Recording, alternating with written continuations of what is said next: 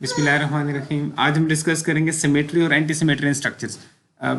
ये क्यों समझने की ज़रूरत है, इसलिए समझने की ज़रूरत है कि अगर आपके स्ट्रक्चर में सिमेट्री या एंटी सिमेट्री एग्जिस्ट करती है तो आप उस स्ट्रक्चर को एक्स ऑफ सिमेट्री की एक साइड को सॉल्व कर लें और दूसरी साइड उससे की बेस पे आप सॉल्व कर सकते हैं।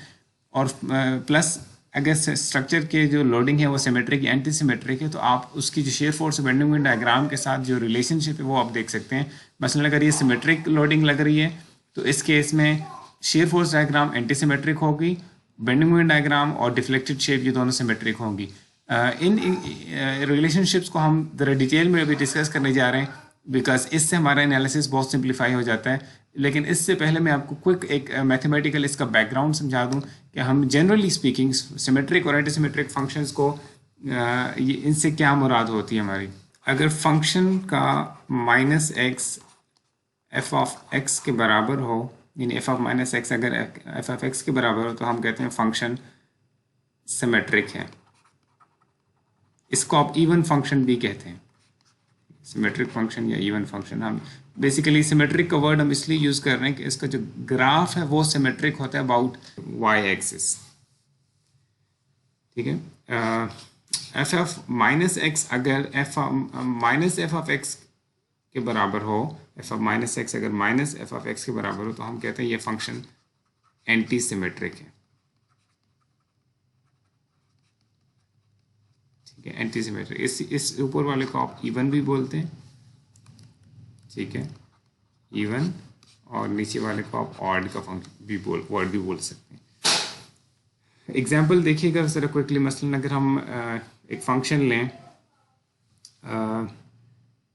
मैं लिखता हूँ f y equal to x raise to the power 4। इसको मैं प्लॉट करता हूँ, आप देखिएगा।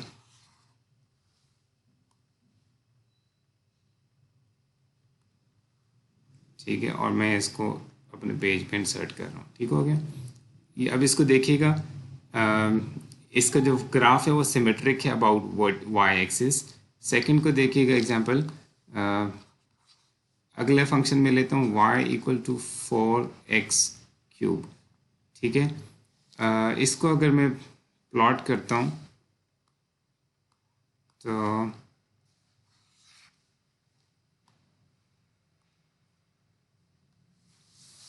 ठीक है, इस तरह का ग्राफ बन जाता है इसका।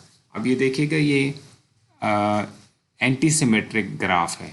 ठीक है, यानी अगर आप सिमेट्रिक में क्या होता है कि अगर आप इस साइड को अगर आप फ्लिप कर दें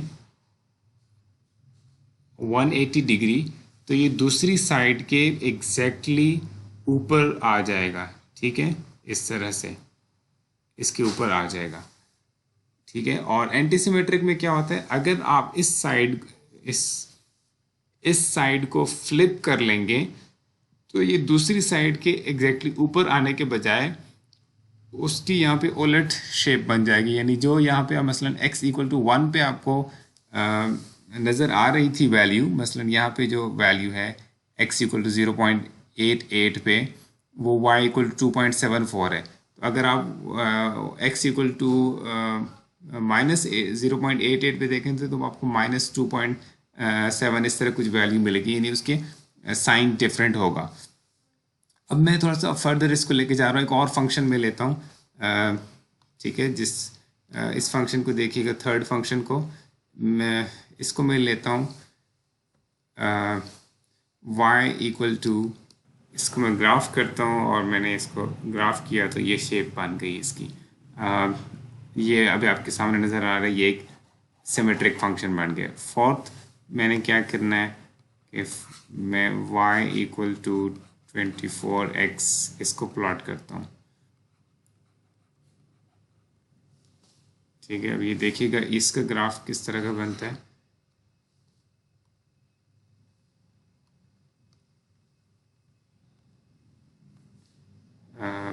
ये देखिएगा, ये जो ग्राफ है, अब ज़रा इनको देखिएगा, ये सिमेट्रिक है फर्स्ट वाला। Let me right this down, this one is symmetric, this one is anti symmetric.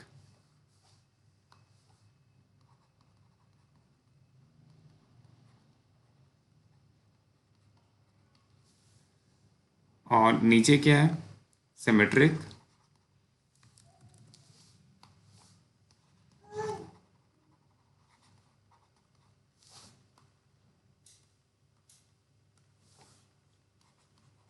और एंटी सिमेट्रिक। अब आपको इनमें क्या फंक्शंस को ज़रा गौर से देखिएगा, इनमें आपको क्या रिलेशनशिप नज़र आ रहा है। मैंने इस पहले वाले को बेसिकली इसको मैंने डेरिवेट किया तो मेरे पास ये सेकंड वाला फंक्शन बन गया, ठीक है।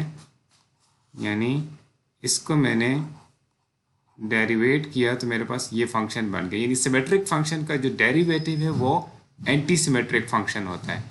अब ज़रा देखिएगा फर्दर, अगर मैं इस एंटी सिमेट्रिक फंक्शन को, ठीक है, इस ऊपर वाले फंक्शन को, इसको मैं डेरिवेट करता हूँ तो इससे मेरे पास ये फंक्शन बन जाता है। इसका मैंने क्या लिया है, बेसिकली डेरिवेटिव लिया है ना, तो ये दूसरा वाला फंक्शन बन गया, ये वाला फंक्शन, ठीक है। अब मैंने फर्दर इसको क्या किया, इसका मैंने डेरिवेटिव लिया तो ये चौथा वाला फंक्शन बन गया, ठीक है। अब ये देखिएगा, ये इसका मतलब ये हुआ कि अगर आपके पास given function let's write it down, if given function is symmetric, if given function is symmetric,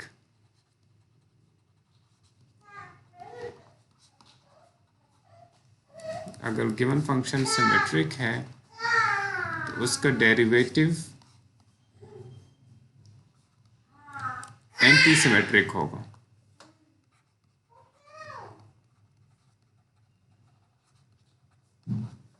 और अगर गिवन फंक्शन जिसको आप ले रहे हैं, अगर वो एंटी सिमेट्रिक है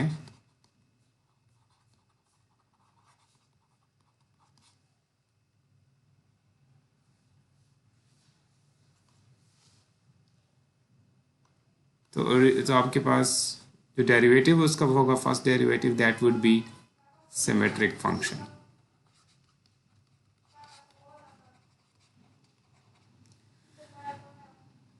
ऑलराइट, इसका मतलब क्या हुआ। अच्छा, इस बात को अब आप माइंड में रखिएगा और एक और चीज़ आप माइंड इससे नोट कीजिएगा, सिमेट्रिक फंक्शन का जो स्लोप है वो ज़ीरो है at x equal to zero. Look at this slope, ये स्लोप देखिएगा ज़ीरो है ना। यानी इसका सिमेट्रिक फंक्शन की एक और बात क्या हुई, सिमेट्रिक फंक्शंस के केस में symmetric functions, for them the first derivative, let me write this down as या मैं इसको fx prime लिख सकता हूँ, for them the fx prime is equal to 0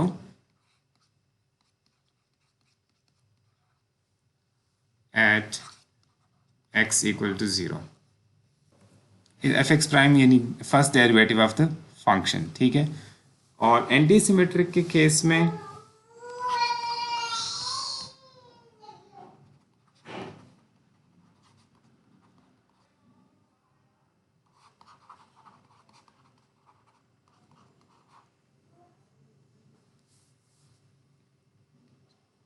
the function itself is equal to 0 at x equal to 0।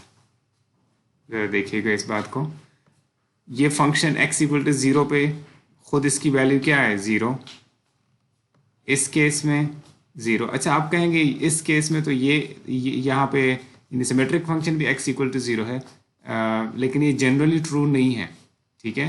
मतलब generally ये बात सही नहीं है कि हर सिमेट्रिक फंक्शन का की वैल्यू, खुद फंक्शन की वैल्यू 0 हो एट, ये तो स्पेसिफिकली फंक्शन इस तरह का था कि उसकी वैल्यू 0 बन रही है।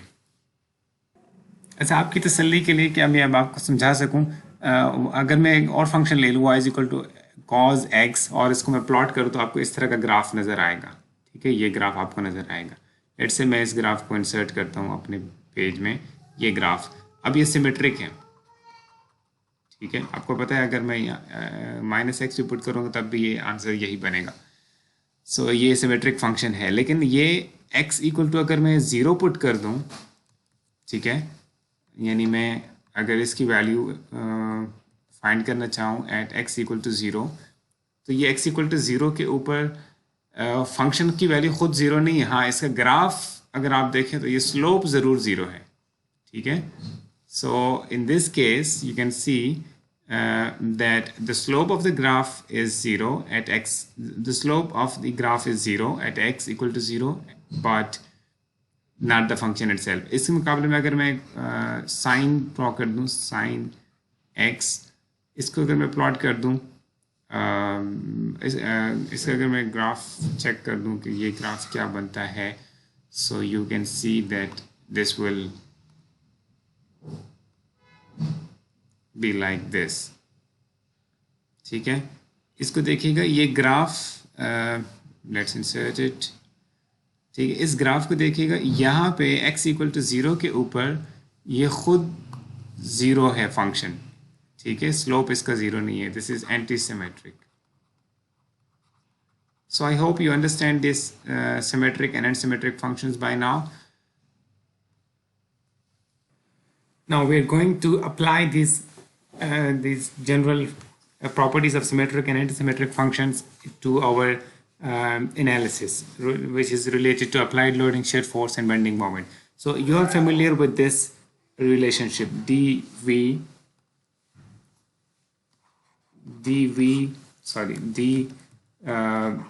capital V standing for shear, dV by dx, derivative of shear is equal to ordinate of the applied loading, all right, at any given point. Similarly, you are familiar with the equation that dm by dx is equal to v. Now I have a point to make. If applied loading is symmetric, then look at this equation. If you have a symmetric function over here, all right, then this is an antisymmetric function. So what do you think of this v? This v must be antisymmetric, all right? If you see, if applied loading is symmetric, then v must be antisymmetric. Now look at this equation. If this is antisymmetric, if this is antisymmetrical function, then what do you think of this? This must be symmetric. So the chain starts like this. We are given the loading, and if it is a symmetric loading, then V must be symmetric. Shear force diagram must be, antisymmetric, and the bending moment diagram must be symmetric. So let's summarize this. If this is symmetric, let's write it down. If the W, the applied loading, is symmetric, if this is symmetric, then we have seen that V must be antisymmetric and M must be symmetric. Right, this is case number one. Now second is, if this applied loading is antisymmetric,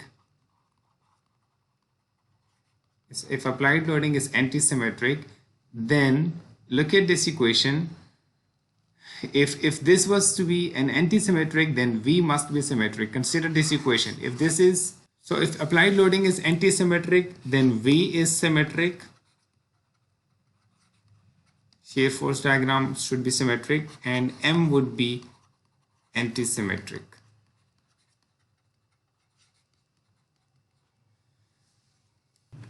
Let's look at some examples. Case number 1. Applied loading is symmetric. We have said that V should be antisymmetric and M should be symmetric in this case. So let's consider any symmetric loading. For example, let's consider a simply supported beam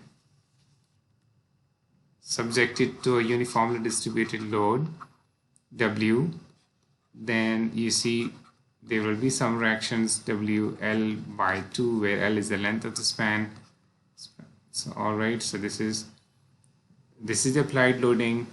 Now you see the shear force diagram would be somewhat like this.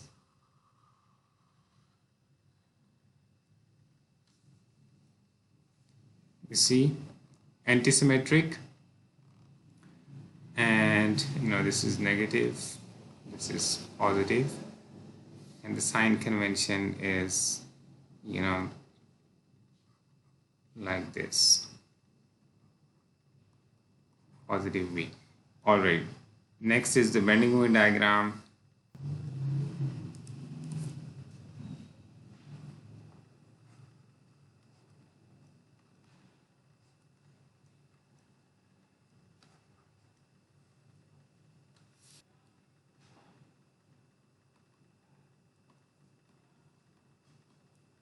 This is WL squared by 8, and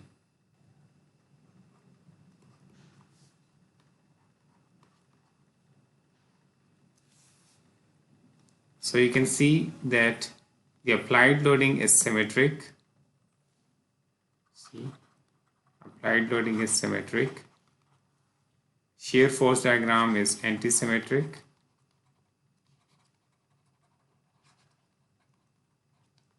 And bending moment diagram is again symmetric.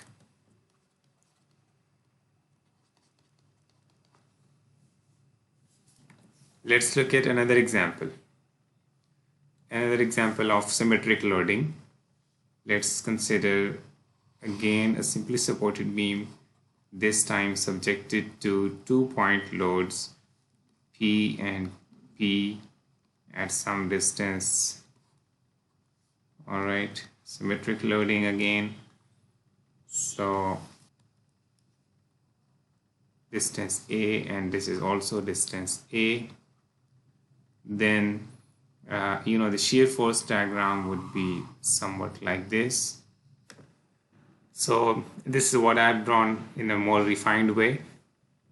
This is the applied loading, which is symmetric about this axis. So this is the shear force diagram, which is antisymmetric, and this is the bending moment diagram, which is symmetric. Next, we look at some examples of antisymmetric loading.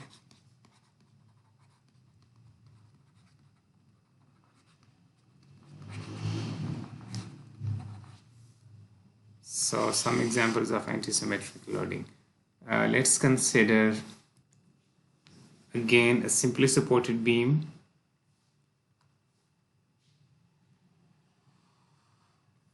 subjected to loading like this.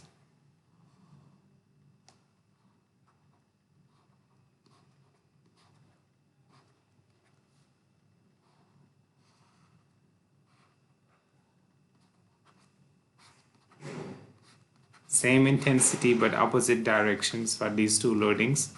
So now if you draw a shear force diagram, this is and this is also W, same intensities but opposite loading, opposite directions, so antisymmetric loading. So if you now consider the shear force diagram, first of all the reactions, you can confirm that the reactions would be WL/4, and this would be in the opposite direction, WL/4.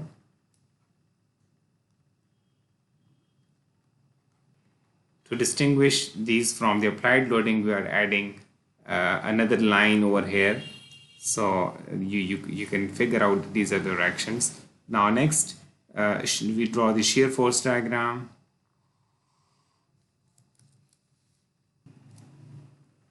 So that diagram would consist of WL by 4. Let me complete this.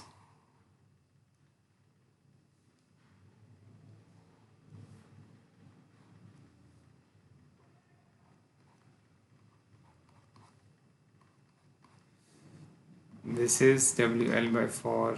This is also WL by 4. This is also WL by 4. Next, we draw the bending moment diagram.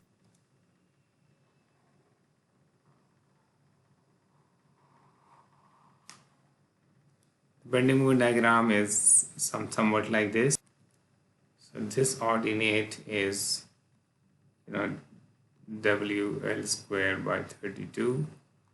Same goes on this side. This is also WL squared by 32. But this is the positive side and this is the negative side.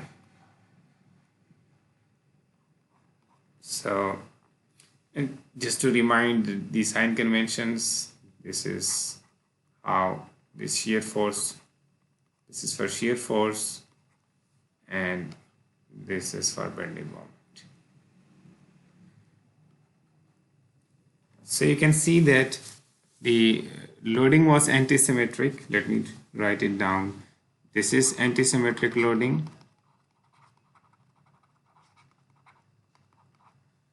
So if this loading is antisymmetric, then shear force diagram is symmetric. You can see symmetric, and the bending moment diagram is again antisymmetric.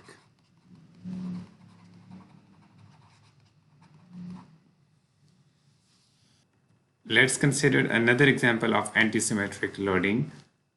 So if again, let's consider a simply supported beam, this time subjected to, you see, a point load P in this direction, and then another point load P in the other direction, opposite direction. All right, so, and these are same distances, let's say A and A. So this central part would be, L minus 2A, because the total is L. Then you can confirm that the directions would be, like this. Each of these directions would be,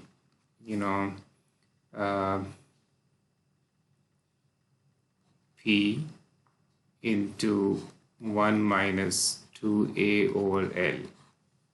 Same goes on the other side, 1 minus 2A over L. Now if you draw shear force and bending moment diagrams, then it goes like this. Same magnitude, and then changes over here, jump.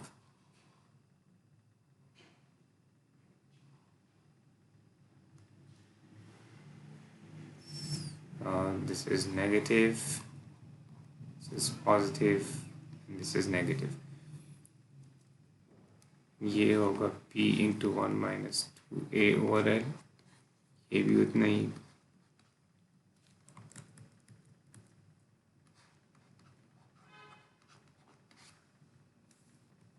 और ये होगा 2P A over L. Again ये sign convention है इसकी.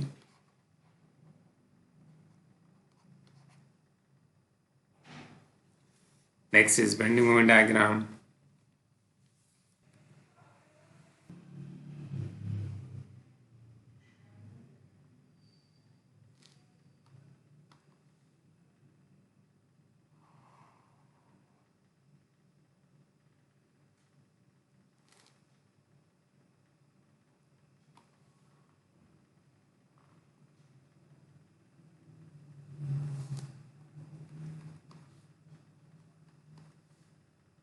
This ordinate is P A into 1 minus 2A over L. Same goes on this side, P A into 1 minus 2A over L. All this is negative. and again the sign convention for bending moment is like this. अब इसको हम use कर सकते हैं इस तरह से, मसलन हमें कोई भी आर्बिट्रेरी लोडिंग गिवन है, लेट्स से ये कोई बीम है जिसके ऊपर ये बीम है, इसके ऊपर लोडिंग लग रही है, सॉरी ये लोडिंग लग रही है कोई भी P एट डिस्टेंस A, और ये लेट्स से सिंपली सपोर्टेड है। इसके ये रिएक्शन बन जाएंगे P1 minus A over L और PA ओवर L। अब हम इस सिस्टम को, इस गिवन लोडिंग सिस्टम को हम इस तरह से लिख सकते हैं, इक्वल टू, देखिएगा हम क्या लिखने जा रहे हैं, यही हम ड्रॉ करेंगे दोबारा से बीम, ठीक है। तो लेट्स से मैं इसी को कॉपी कर लेता हूँ,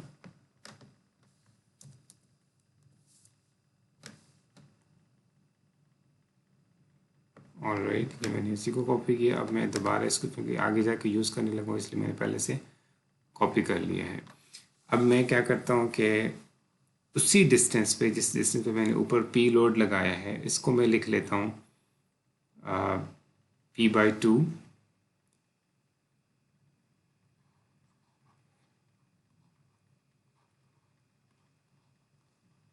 एट सेम डिस्टेंस A,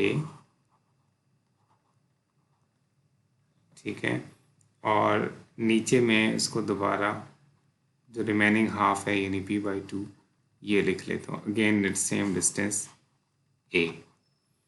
लेकिन मैं एक और काम कर लेता हूँ कि मैं इसके अंदर यहाँ पे दूसरी साइड पे, यहाँ पे A डिस्टेंस के ऊपर ही, जितना कि जिस तरह से ये दूसरी लेफ्ट साइड पे A डिस्टेंस है, इसी तरह से उतनी डिस्टेंस पे मैं एक और लोड लगा देता हूँ।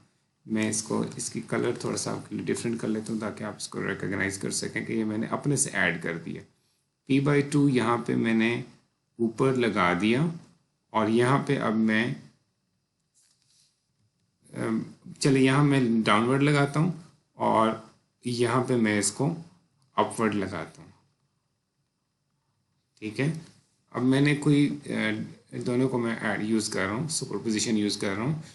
अब अगर आप ऐड अप करें दोनों लोड्स को, तो ये P/2 और P/2 मिलके यहाँ पे ऊपर वही लोड P लोड लगा बना देंगे। और यहाँ पे आपको नज़र आ रहा है कोई लोड गिवन बीम में नहीं है, तो ये दो जो मैंने लगाए हैं P/2 इस केस में डाउनवर्ड और इस केस में अपवर्ड, तो ये बेसिकली मैं अगर ऐड अप करूँगा तो अगेन वही ज़ीरो बन जाएगा जो कि गिवन बीम में एग्जिस्ट करता है। यानी ये ऐसे ये भी A डिस्टेंस के ऊपर है, ठीक है, एट डिस्टेंस A। इसी तरह से ये भी उसी डिस्टेंस A के ऊपर है ये भी। ओके, सो अब इनको मैं अगर अच्छा ऊपर वाले के फ्रैक्शंस क्या बन जाएंगे, P/2 और P/2, ये P बन जाएगा, ये भी P हो जाएगा रिएक्शन, ठीक है, ये रिएक्शन, ये रिएक्शन। और नीचे वाले केस में क्या बन जाएंगे रिएक्शन, इस केस में हो जाएगा P into 1/2 minus A over L, और ये ऐसे हो जाएगा downward P into 1/2 minus A over L, ठीक है। ये भी रिएक्शन है और ये भी रिएक्शन है। अब अगर आप इनको ऐड अप कर लेंगे तो ये और ये मिलके वही रिएक्शन बनाएंगे जो ऊपर आपको नज़र आ रहा है, और इसी तरह से ये और ये मिलके आपको ऊपर वाले की रिएक्शन बना के देंगे दोबारा से। P/2 अगर आप ऐड अप करेंगे P/2 और माइनस PA ओवर L, तो ये दोबारा से वही बना देगा और डायरेक्शन ये ऊपर वाली ही बन जाएगी। सो अच्छा, इसको इस तरह से लिखने का क्या फ़ायदा है? एक तो मैं बेसिकली इस प्रिंसिपल को एक्सप्लेन करने की कोशिश कर रहा हूँ, थोड़ा सा मैं आपको समझाना चाह रहा था कि किस तरह से हम इसको अप्लाई कर सकते हैं। यानी अगर गिवन लोडिंग सिमेट्रिकल नहीं भी है तब भी हम इसको यहाँ हमने इसको सेट ऑफ सिमेट्रिकल, अगर मैं कलर चेंज कर दूँ, यहाँ मैंने उसको लिख दिया as set of symmetrical loadings, ठीक है। ये सिमेट्रिकल है ना, सिमेट्रिकल लोडिंग्स और यहाँ मैंने उसको एक सेट बना दिया, सेट ऑफ, यानी सिंपली मैं लिख लेता हूँ एंटी सिमेट्रिकल लोडिंग या एंटी सिमेट्रिक लोडिंग। ठीक है, इसका मतलब ये है कि ऊपर जो मैंने इनके लिए डायग्राम बनाई थी, फॉर एग्जांपल ये डायग्राम देखिएगा, सिमेट्रिक लोडिंग के केस में मैंने ये शेयर फोर्स डायग्राम ये बनी थी और बेंडिंग मोमेंट डायग्राम ये बन गई थी। इसी तरह से एंटी सिमेट्रिक के केस में ये डायग्राम्स बन गई, सॉरी, ये दो डायग्राम्स बन गई थी। इसका मतलब है क्या करें, मैं इनको सुपर इम्पोज कर लूँगा, यानी इस वाले शेयर फोर्स और ऊपर जो शेयर फोर्स है सिमेट्रिक के लिए उसको इनको सुपर इम्पोज कर लूँगा तो मेरे पास shear force diagram given beam की बन जाएगी। इसी तरह से दोनों बेंडिंग मोमेंट डायग्राम्स को सुपर इम्पोज करूँगा तो मेरे पास ऊपर वाली bending moment diagrams given beam के लिए बेंडिंग मोमेंट डायग्राम बन जाएगी। यानी ये मेरे पास सिमेट्रिक लोडिंग है, लेकिन ये मैंने पी लिखा हुआ है, पी के लिए लिखा हुआ था, तो p/2 के लिए ये हाफ हाफ हो जाएगा, यानी सारा कुछ हाफ हाफ हो जाता। ठीक है, लेकिन शेप बहरहाल यही रहती। ठीक है, तो हम इसको यूज़ कर सकते थे, मैं सिर्फ आपको इकट्ठा दिखाना चाह रहा था इसको, अदरवाइज़ ये ज़ाहिर है इस केस में p/2 और p/2 लोडिंग्स हैं। So this is how you can apply the symmetrical and unsymmetrical loading. अब हम इसको एक्सटेंड करते हैं इस डिस्कशन को डिफ्लेक्टेड शेप्स पे। पहले हम कुछ डेफिनेशंस को यहाँ पे इंट्रोड्यूस करने जा रहे हैं। First is geometric symmetry.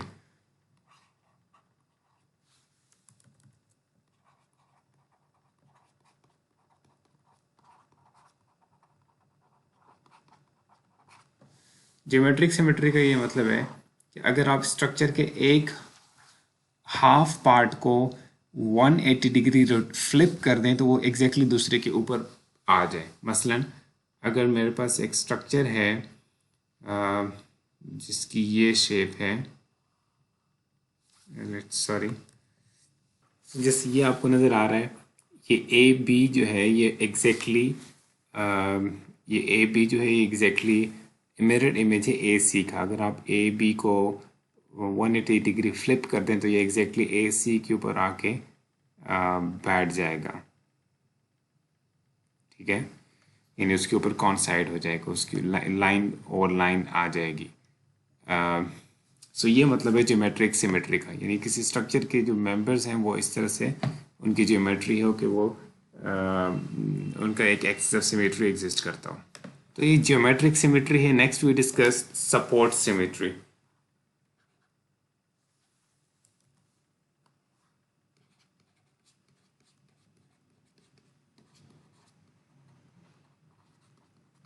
Support symmetry का क्या मतलब है कि जो सपोर्ट्स हैं वो भी सिमेट्रिकल हों। फॉर एग्जांपल अगर मैं ड्रॉ करूं,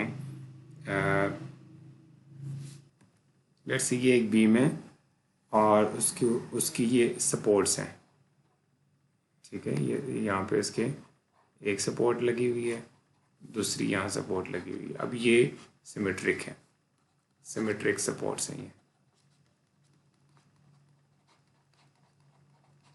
लेकिन अगर लेट्स से इसी तरह एक बीम है और उसके अंदर हमारे पास लेफ़्ट एंड पे लेट्स से फिक्स सपोर्ट हो और राइट एंड पे एक रोलर लगा हुआ हो, तो this is unsymmetric, this is not symmetric.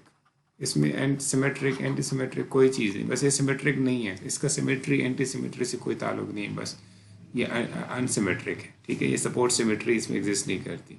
हाँ, अगर ये इसी तरह ही एक बीम, ठीक है, अगर इन्हीं की तरह का एक बीम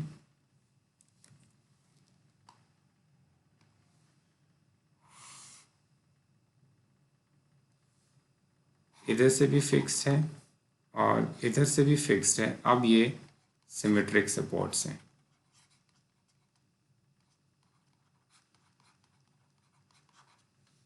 ठीक है, सिमेट्रिक सपोर्ट्स।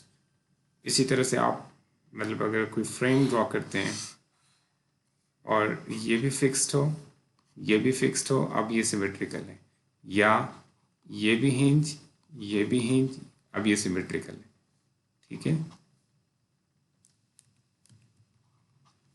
Symmetric support. और ज्योमेट्रिक सिमेट्री कब एग्जिस्ट करेगी, ये जो लेफ्ट और राइट कॉलम दोनों की एक जैसी लेंथ हो, एक जैसी हाइट हो, और एक जैसी इनका मोमेंट ऑफ इनर्शिया हो, और ये बीम जो है ये इसका कोई एक गिवन मोमेंट ऑफ इनर्शिया कोई भी स्पैन हो, तो हम इस स्ट्रक्चर को हम कह सकते हैं कि ये स्ट्रक्चर सिमेट्रिकली सपोर्टेड है। खुद स्ट्रक्चर भी सिमेट्रिकल है और ये सपोर्ट्स भी इसके सिमेट्रिक हैं, यानी इसकी जियोमेट्रिक भी सिमेट्री है और सपोर्ट सिमेट्री भी एग्जिस्ट करती है। अब हम एक डेफिनेशन इंट्रोड्यूस करने जा रहे हैं सिमेट्रिकल स्ट्रक्चर की, ठीक है। सिमेट्रिकल स्ट्रक्चर हम उस स्ट्रक्चर को कहेंगे जिसमें जियोमेट्रिक सिमेट्री भी हो, geometric symmetry as well as support symmetry. दोनों सिमेट्रीज जब एग्जिस्ट करेंगी तो हम कहेंगे कि ये स्ट्रक्चर पूरा ही सिमेट्रिकल स्ट्रक्चर होगा, ठीक है। अभी हम डिस्कस करते हैं इस सिमेट्रिकल स्ट्रक्चर की क्या प्रॉपर्टीज़ हैं। इस सिमेट्रिकल स्ट्रक्चर की प्रॉपर्टीज़ ये हैं कि अगर आप एक सिमेट्रिकल स्ट्रक्चर को लोड करें, इफ सिमेट्रिकल स्ट्रक्चर को अगर आप लोड करें सिमेट्रिकली, if loaded symmetrically,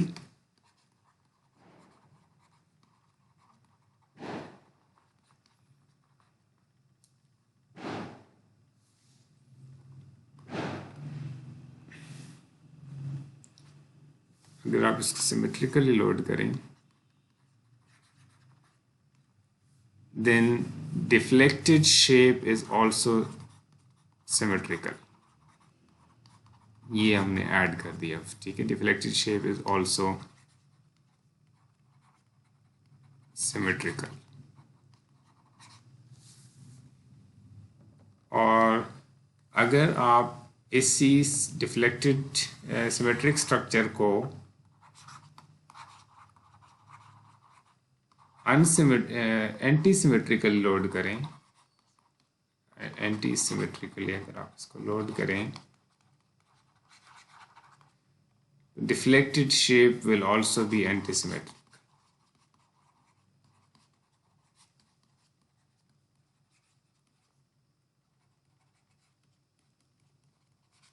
ठीक हो गया, deflected shape भी एंटीसिमेट्रिक होगी। ये कहाँ से हम डिराइव कर रहे हैं इस बात को, ये हम यहाँ से डिराइव कर रहे हैं, इस बेस पे हम कह रहे हैं। हमने अभी डिस्कस कर लिया d v by d x is equal to डब्ल्यू, और फिर हमने डिस्कस किया d m by d x is equal to minus v, और फिर नेक्स्ट हम लिख सकते हैं d by d x of beta two m, और फर्दर हम लिख सकते हैं d v by d x equal to, ये आखिरी जो दो मैंने इक्वेशंस लिखी हैं ये आपने पढ़ी हैं डबल इंटीग्रेशन मेथड के अंदर। आपने कुछ इस तरह से इसको पढ़ा होगा, d two v by d x two double integration, double derivative of v is equal to M over E I. ये आपका डबल इंटीग्रेशन मेथड इसके ऊपर बेस करता है। आप इसको क्विकली मैं अगर आपको बताऊँ इस तरह से करते हैं, एक दफ़ा आप इंटीग्रेट करें तो ये d v by d x बन जाता है ऐसे, और अगर आप वन मोर टाइम इंटीग्रेट करें तो ये इस तरह से डबल इंटीग्रेशन मेथड, ठीक है, इस तरह से बन जाता है। आपने इसको इस फॉर्मेट में पढ़ा हुआ है। आपने इसके लिए ये d v by d x को, ये बेसिकली स्लोप है जिसको आपने थीटा के नाम, थीटा जिसको आप कहते रहें थीटा, और यहाँ पे हमने उसको बीटा का टर्म यूज़ किया है, ठीक है, हमने उसको बीटा कहा है। D v by d x जिसको हमने थीटा आमतौर पर हम कह रहे थे, यहाँ पे हम उसको बीटा से रिप्रेजेंट कर रहे हैं।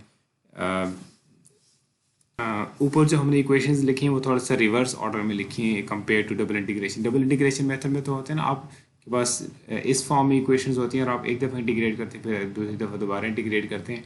हमने इसको ऐसे लिखा है कि मसलन अगर आपके पास v है, v को अगर आप डेरिवेट कर दें एक दफ़ा विद रिस्पेक्ट टू x, आपके पास स्लोप की इक्वेशन बन जाएगी जिसको हमने बीटा कहा है, ठीक। ये हमने ऊपर इक्वेशन लिखी है ये वाली, ठीक है, this what we have written over here, ये यहाँ पे, ठीक है। और फिर हमने कहा कि अगर आपके पास अब ये बीटा आ गया, स्लोप की इक्वेशन बन गई है, अब इसको अगर आप एक दफ़ा डेरिवेट कर दें विद रिस्पेक्ट टू एक्स, तो आपके पास बेसिकली मोमेंट की इक्वेशन बन जाती है। तो इसको ये आपने डबल इंटीग्रेशन मेथड में भी इस बार तो डेफिनेटली पढ़ा है आपने, अगर कॉन्जुगेट भी मेथड पढ़ा हुआ है तो उसके अंदर भी आपने ये रिलेशनशिप स्टडी किया होगा। ये इक्वेशन हमने ऊपर लिखी हुई है यहाँ पे, ये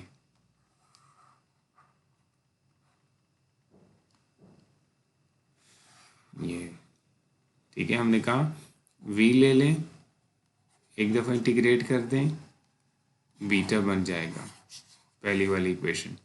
फिर हमने कहा इस बीटा को फर्दर आप डेरिवेट कर दें तो फिर आपके पास m की इक्वेशन बन जाएगी। और अगर आप उल्टा चलेंगे तो फिर क्या होगा, m को एक दफ़ा इंटीग्रेट कर दें तो आपके पास बीटा की इक्वेशन बन जाएगी, और बीटा को फर्दर इंटीग्रेट कर दें तो v की इक्वेशन बन जाएगी, डिफ्लेक्शन की इक्वेशन। बहरहाल I think these are simple enough. तो ये इसके अंदर से अगर आप देखिएगा, अब ज़रा इस बात को समझिएगा, इस प्रिंसिपल को जो हमने अभी डिस्कस कर दिया, इफ़ लोडिंग इज सिमेट्रिकल, अगर सिमेट्रिकल स्ट्रक्चर है और सिमेट्रिकली आप उसको लोड कर दें, ठीक है, और लोडिंग अगर आपकी सिमेट्रिकल हो, तो इफ़ दिस इज सिमेट्रिकल, अभी हम पहले डिस्कस कर चुके हैं यहाँ पे, ये इस जगह हम डिस्कस कर चुके थे, इफ़ लोडिंग इज सिमेट्रिक, ये इसके नीचे हमने लिख भी लिया होगा एंड में, ठीक है।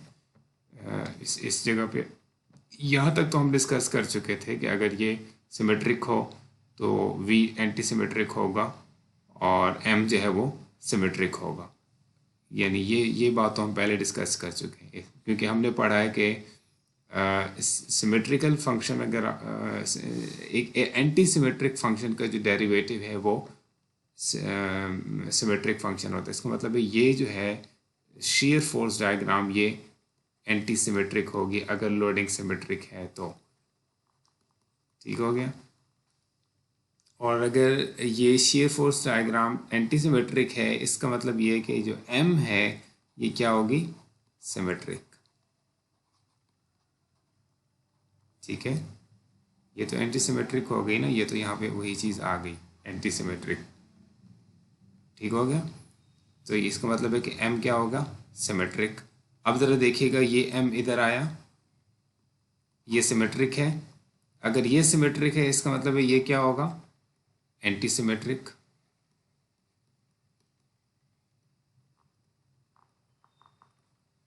अगर ये एंटी सिमेट्रिक है और यही चीज़ मैंने यहाँ पे लिखी हुई है, इसका मतलब है कि ये क्या होगी, ये सिमेट्रिक होगा, इसका मतलब है, ठीक हो गया। So what do you conclude, if this is symmetric then V is anti-symmetric,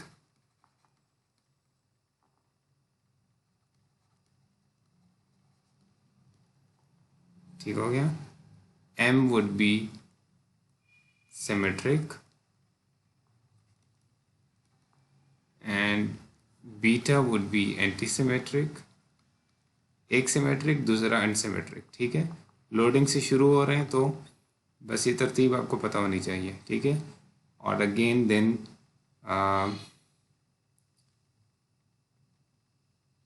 जो ये आखिर में बन जाएगा ना, ये ये जो V है that would be symmetric.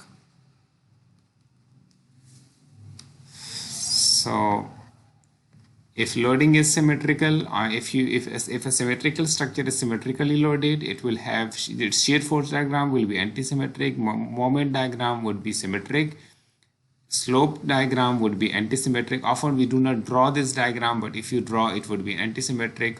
We draw deflected shape, so we are interested more in this symmetric shape. So this is what we discussed in the very beginning of our topic when we were just introducing this video.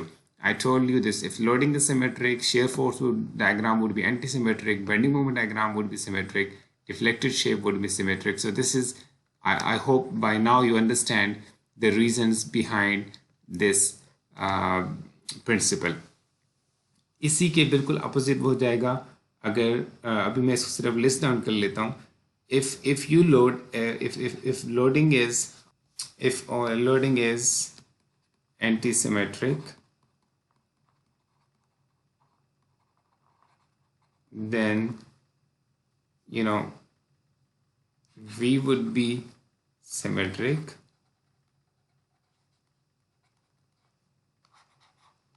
M would be anti-symmetric,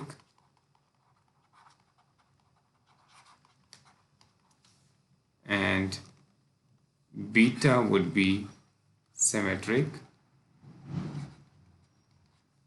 and deflected shape would be anti-symmetric. अब है वो time कि अब हम इसको further utilise करें. हमने इतनी डिस्कशन क्यों कर ली है सिमेट्रिक और एंटी सिमेट्रिक? इसकी वजह यह है कि अगर आपका स्ट्रक्चर सिमेट्रिक है या एंटी सिमेट्रिक है तो आप उसका 1/2 आधे को आप यानी एनालाइज कर लें, और जो दूसरा उसका रिमेनिंग हाफ है वो उसका या बिल्कुल उसी तरह का होगा यानी सिमेट्रिक के केस में, और एंटी सिमेट्रिक के केस में उसका साइन का सिर्फ फ़र्क पड़ जाएगा, सेंस का सिर्फ फ़र्क पड़ जाएगा, बाकी उसी वैल्यूज़ उसी तरह की होंगी.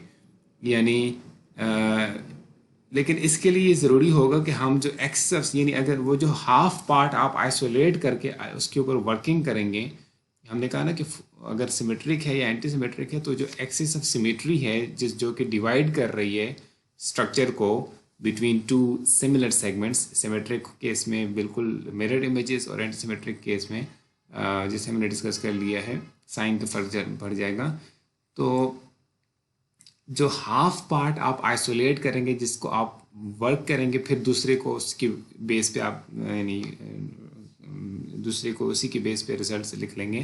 तो जो एक हाफ आपने आइसोलेट करना है वहाँ पे जो जिस लोकेशन पे एक्सिस ऑफ सिमेट्री होगा जहाँ से आप डाइसेक्शन कर रहे हैं स्ट्रक्चर की, तो उस जगह पे आपने अप्रोप्रिएट बाउंड्री कंडीशंस इंसर्ट करनी होंगी. ये हमारे पास सिमेट्रिकल स्ट्रक्चर है और वो सिमेट्रिकली लोडेड है. ठीक है, ये डिस्टेंस एक्स, ये इसका एक्सिस सिमेट्री है, ये सी पॉइंट के ऊपर से पास कर रहा है, थ्रू सी पॉइंट पास कर रहा है axis of symmetry mid span से. ए सी और बी सी इसके दो सेगमेंट्स हैं. ये लोड से लेके यहाँ तक का डिस्टेंस L1, इसी तरह से ये भी L1. अच्छा, ये सिमेट्रिकली प्लेस्ड है. अब हमने ये कहा कि हम एक जो पार्ट है मसलन ए सी सेगमेंट जो कि मिरर इमेज है बी सी का या सी बी का, अगर हम उनमें से एक को अलग करें, मसलन ए सी के ऊपर हम वर्कआउट कर दें, तो जो हमारे पास रिजल्ट्स ए सी के लिए आ रहे हैं हम बी सी को उसकी बेस पे लगा देंगे. यानी इसका मतलब है कि अगर हम 1/2 के ऊपर वर्क कर लें तो दूसरे को हम इसी की बेस पे कर सकते हैं. अब ये जब 1/2 के ऊपर वर्क करेंगे उसके लिए क्या करना होगा कि उसके लिए हम ये 1/2 को ड्रॉ करेंगे अलग से, इसी 1/2 को, और उस 1/2 को जब हम ड्रॉ करेंगे, let me draw 1/2 left half. Let's say first मैं लेफ्ट हाफ के लिहाज से बात करता हूँ. लेफ्ट हाफ को मैंने ड्रॉ कर लिया और अब मैं उसके ऊपर उसी तरह से लोडिंग ड्रॉ कर लूँगा जो गिवन है मुझे.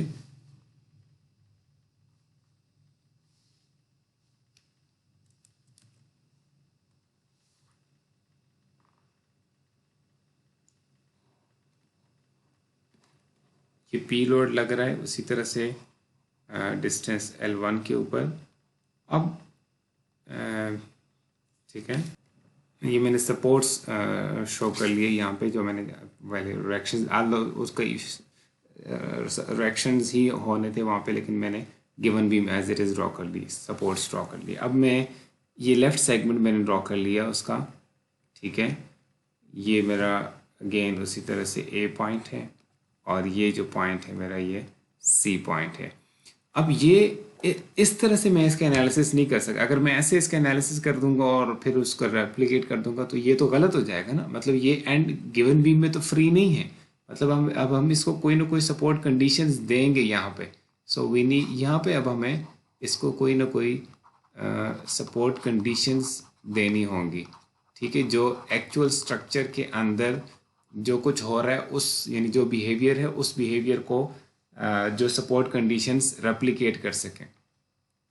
तो अब हमने ये डिसाइड करना है कि यहाँ पे क्या सपोर्ट कंडीशंस लगाई जाएं जो कि एक्चुअल स्ट्रक्चर के बिहेवियर को रिप्रेजेंट कर सकें। अब ज़रा रिकॉल कीजिएगा जो हमने ऊपर डिस्कस कर लिया है। ये गिवन बीम जो है इसमें W क्या है? सिमेट्रिक लोडिंग लग रही है। अच्छा, अगर ये सिमेट्रिक है तो हमने ऊपर डिस्कस कर लिया था कि जो शेयर फोर्स है ये एंटी सिमेट्रिक होगी। मैं इसको डिफरेंट कलर से ड्रॉ कर लेता हूँ, लिख लेता हूँ। शेयर फोर्स एंटी सिमेट्रिक होगी। Let me right this. And shear force की जो डिस्ट्रीब्यूशन है, जो फंक्शन है, that will be anti symmetric. और उसके बाद नेक्स्ट हमने डिस्कस किया कि M जो है वो सिमेट्रिक होगा। फिर हमने डिस्कस किया कि जो नेक्स्ट है यानी V जो है, just a minute, sorry beta, next beta जो है वो एंटी सिमेट्रिक होगी। बीटा फंक्शन एंटी सिमेट्रिक होगा। यानी अगर हम रोटेशन को प्लॉट करें with respect to x axis तो ऑन एक्स एक्सिस वो भी एक एंटी सिमेट्रिक फंक्शन होगा। नेक्स्ट हमने डिस्कस किया कि जो V है यानी डिफ्लेक्शन वो भी सिमेट्रिक होगी। यानी अब ज़रा देखिएगा इसमें कौन सी चीज़ें एंटी सिमेट्रिक हैं। एंटी सिमेट्रिक इसमें दो चीज़ें हैं। एक ये आपका V शेयर फोर्स और दूसरा ये आपका बेंडिंग स्लोप। ये दो इसमें एंटी सिमेट्रिक हैं। तो अब हम रिकॉल करते हैं कि हमने कुछ प्रॉपर्टीज शुरू में पढ़ी थी, बिल्कुल बिगिनिंग में एंटी सिमेट्रिक फंक्शंस की कुछ प्रॉपर्टीज हमने डिस्कस की थी। वो क्या थी? Let me show you. हमने कहा था कि एंटी सिमेट्रिक जो फंक्शन है उसकी वैल्यू 0 होती है एट x इक्वल टू 0। ठीक हो गया? यानी एट x इक्वल टू 0 हमने उसको बोला था वहाँ पे, लेकिन हमने बेसिकली ये जो यहाँ पे असल में x इक्वल टू 0 जो है ये लाइन ऑफ या एक्सिस ऑफ सिमेट्री है। ठीक है, एक्सिस ऑफ सिमेट्री यानी एक्सिस ऑफ सिमेट्री के ऊपर, ये हमने डिस्कस कर लिया था शुरू में डिटेल में, एक्सिस ऑफ सिमेट्री के ऊपर जो एंटी सिमेट्रिक फंक्शन है उसकी वैल्यू 0 होती है। ठीक है, यानी ये हम कह सकते हैं, इसको बुक में ऐसे लिखा गया कि at the axis of symmetry an anti symmetric function vanishes. Vanishes का मतलब है इट्स वैल्यू इज 0। यहाँ पे जो हम डिस्कस कर रहे हैं कि अगर हमारे पास जो एक सिमेट्रिकल स्ट्रक्चर है और उसकी ऊपर सिमेट्रिक लोडिंग लग रही है तो शेयर फोर्स और बीटा जो है ये यानी रोटेशन स्लोप जो है ये एंटी सिमेट्रिक फंक्शंस होंगे। यानी these two functions, this beta and m are supposed to be equal to 0 at the axis of symmetry। ठीक है, इन्होंने 0 होना है at the axis of symmetry। ये हम प्रूव कर चुके हैं right in the very beginning of this discussion कि anti symmetric functions are 0 equal to 0 at the axis of symmetry। यानी इस लोकेशन के ऊपर जो एक्सिस ऑफ सिमेट्री है वहाँ यहाँ पे गिवन बीम जो है, इस गिवन बीम में, लेट मी हाईलाइट, इस गिवन बीम में V is equal to 0, shear force is 0। ठीक है, शेयर ये V जो है ये वाला शेयर वाला V है, and beta which is rotation is also 0, slope will also be 0। अब ये 0 कैसे हो सकती है? यानी अब ये जो सपोर्ट कंडीशंस है ये ऐसी होनी चाहिए कि उससे ये जो सपोर्ट कंडीशन जिसका हमने क्वेश्चन मार्क लगाया हुआ था, ये ऐसी होनी चाहिए कि ये 0 shear फोर्स दें और 0 रोटेशन दें या स्लोप दें at the axis of symmetry. अब वो कैसे हो सकता है? अब यहाँ पे हम एक नई टाइप ऑफ सपोर्ट इस जो कि इस सिचुएशन को रिफ्लेक्ट कर सके वो यहाँ पे इंट्रोड्यूस करने जा रहे हैं। वो सपोर्ट कौन सी है ज़रा देखिएगा। वो सपोर्ट ऐसे होगी, यहाँ एंड में वो फिक्स्ड होगी, ये फिक्स्ड, लेकिन बीच में उसके अंदर रोलर्स लगेंगे, ठीक है, रोलर्स। और फिर ये एक ऐसी लाइन, फिर आपका बीम बाकी जो भी चल रहा है जिस तरह से वो आएगा। कंटिन्यू कर ले, यानी ये ऐसे। अब ये देखिएगा इस तरह की सपोर्ट कंडीशन के केस में क्या होगा कि ये रोलर होने की वजह से हम इसकी स्लाइडिंग को प्रिवेंट नहीं कर रहे हैं, हम इसकी स्लाइडिंग को अलाउ कर रहे हैं। और जब हम स्लाइडिंग को अलाउ कर रहे हैं, प्रिवेंट नहीं कर रहे, इसका मतलब है यहाँ पे 0 shear प्रोड्यूस होगी, ठीक है, sliding is allowed because of these rollers. और सेकेंडली यहाँ पे चूंकि एंड में हमने इसको फिक्सिटी दी हुई है रोलर्स के बाद, उस वजह से इसके अंदर जो एंड पे यानी रोटेशन होगी या स्लोप होगी, that will also be 0 due to fixity at the end, ठीक है। अब ये आपने इस तरह का कोई देखा नहीं, फिजिकली इस तरह के सपोर्ट्स होते नहीं है, लेकिन ये इस प्रोसेस को बड़ा सिंप्लीफाई कर लेते हैं। अब हम ये वाली सपोर्ट लगाएंगे इस जगह पे, ठीक है, ज़रा देखिएगा। अब ये यहाँ पे पहले मैं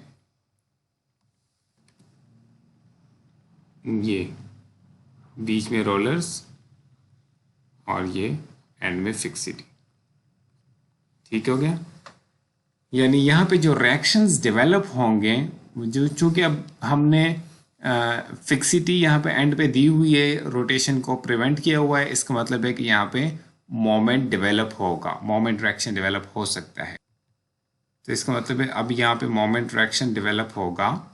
दूसरा यहाँ अगर इसमें लेटरल लोडिंग लग रही होती इस तरह से, तो ये लेटरल लोडिंग भी यहाँ पे डेवलप हो सकती थी, लेकिन वो चूंकि नहीं लग रही तो इसलिए हम इसको शो नहीं कर रहे। अदरवाइज इसमें एबिलिटी है इस सपोर्ट में कि वो एक्सियल जो लोड है उसको ये प्रिवेंट कर सकता है। बहरहाल इस वक्त हम बीम्स की बात कर रहे हैं जिनमें एक्सियल लोड नहीं लग रहा होता, तो लिहाजा ये रेलेवेंट नहीं रहेगा इसको डिस्कस करना। अब अगर आप इसके रिएक्शंस निकालना चाहें, आप इसके रिएक्शंस निकाल सकते हैं। यहाँ पे इसका एक रिएक्शन डेवलप होगा, ठीक है, और वो ज़ाहिर है पी के बराबर होगा। और अब अगर आपको ये पी पता है और ये पी पता है, सो अब आप ये एम इजीली लिख सकते हैं कि ये एम कितना होगा। ये यानी सिंपल एक मोमेंट इक्वेशन आप लिखेंगे तो आप लिख सकेंगे कि एम कितना होगा। This would be P into L over 2 minus L1। In case आप अब ये हमने लेफ्ट सेगमेंट को ड्रॉ किया, अगर आप राइट सेगमेंट के साथ वर्कआउट करना चाहें तो आप राइट सेगमेंट को इस तरह से ड्रॉ कर सकते थे। मैं सिर्फ अभी सेगमेंट ड्रॉ कर रहा हूँ, बाकी वही डिस्कशन इसके लिए भी वैलिड होगी। ये मैंने राइट सेगमेंट ड्रॉ कर लिया, उसके ऊपर एक लोड लग रहा था, ये पी लोड, और ये वाला पी लोड मैंने ड्रॉ कर दिया। और नेक्स्ट L1 डिस्टेंस है एक्सिस ऑफ सिमेट्री तक, और ये यहाँ पे एक रोलर लगा हुआ है। यहाँ पे हमारे पास एक, अगर हम इंसर्ट करें तो ये वाली सपोर्ट आ जाती, जो कि अभी हमने डिस्कस कर ली, जो कि हमने यहाँ लगाई थी ऊपर। यहाँ पे वो यहाँ पे इस केस में इधर आ जाती है, और वो उसी तरह से फिर आप रिएक्शंस निकाल सकते थे। ये अब आपका रिएक्शन P निकलेगा, और ये आपके पास M यहाँ पे मोमेंट निकलेगा, equal to P into L/2 L1। ये हमने डिस्कस किया अगर हमारे पास सिमेट्रिकल स्ट्रक्चर के ऊपर सिमेट्रिक लोडिंग लगे। अब हम डिस्कस करते हैं कि अगर एक सिमेट्रिकल स्ट्रक्चर के ऊपर एंटी सिमेट्रिक लोडिंग लगे तो फिर क्या होगा। So let's draw another beam, let's draw another beam।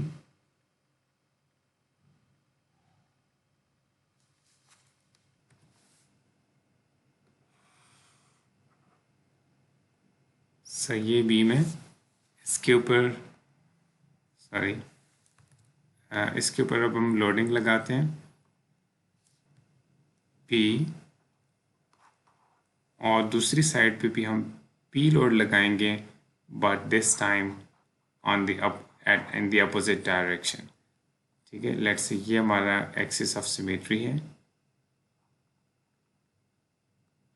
यानी axis of axis of symmetry beam की है। ठीक है, स्ट्रक्चर की एक्सिस ऑफ सिमेट्री है ये।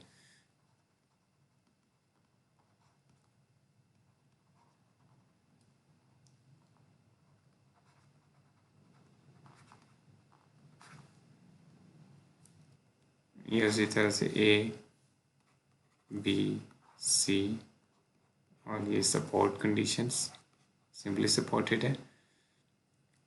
सो ये हमारे पास लोडिंग है एंटी सिमेट्रिक। अब इस केस में क्या होगा, अब इस केस में लोडिंग हमारी एंटी सिमेट्रिक है,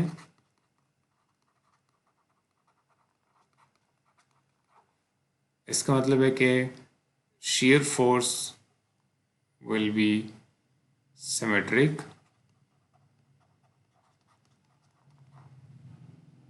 और उसके बाद M would be antisymmetric,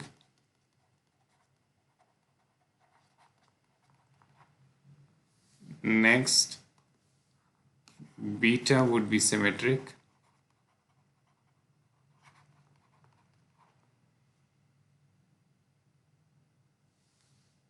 ठीक है, and next deflection would be antisymmetric।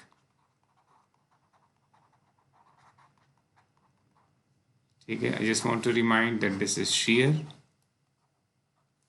shear, capital V, and this is deflection,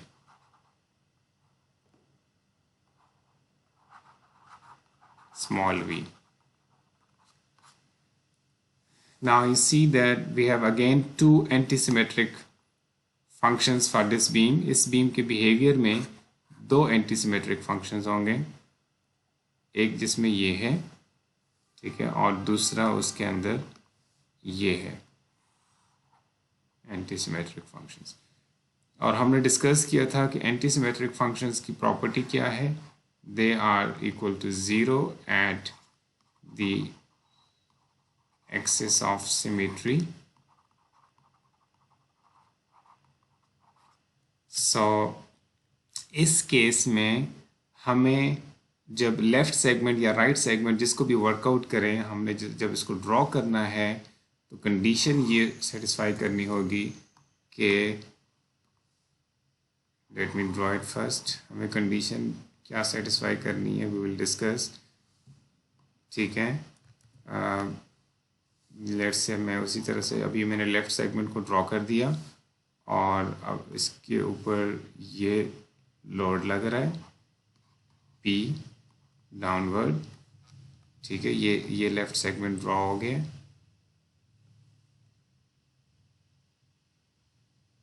ये जो डिस्टेंस है दिस इज L1,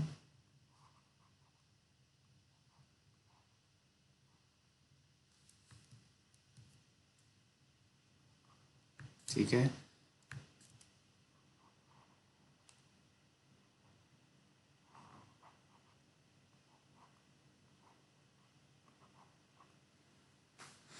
और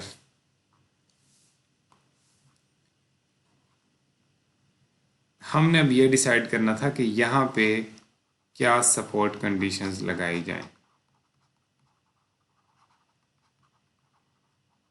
वो उसके लिए गाइडलाइंस हमारे पास क्या हैं, हमने डिस्कस किया कि इस केस में मोमेंट और डिफ्लेक्शन की जो फंक्शंस होंगे वो एंटी सिमेट्रिक होंगे, यानी उनकी वैल्यूज एक्सेस सिमेट्रिक के ऊपर ज़ीरो होंगी। तो हमने ऐसी सपोर्ट कंडीशंस लगानी है जिनमें मोमेंट जो है एक्सेस ऑफ यहाँ पे जो मोमेंट है that should be equal to zero and the deflection should also be equal to zero. वो ऐसी सपोर्ट कंडीशंस होनी चाहिए और वो सपोर्ट कंडीशंस बड़ी इजीली फिट हो जाती हैं अगर हम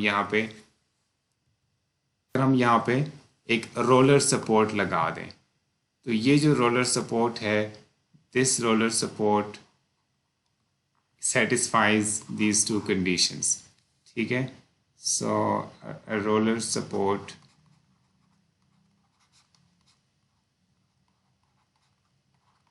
satisfies these conditions. So you will insert a roller support. So this is very simple now. You will have certain traction over here. You can easily find this and some fraction over here.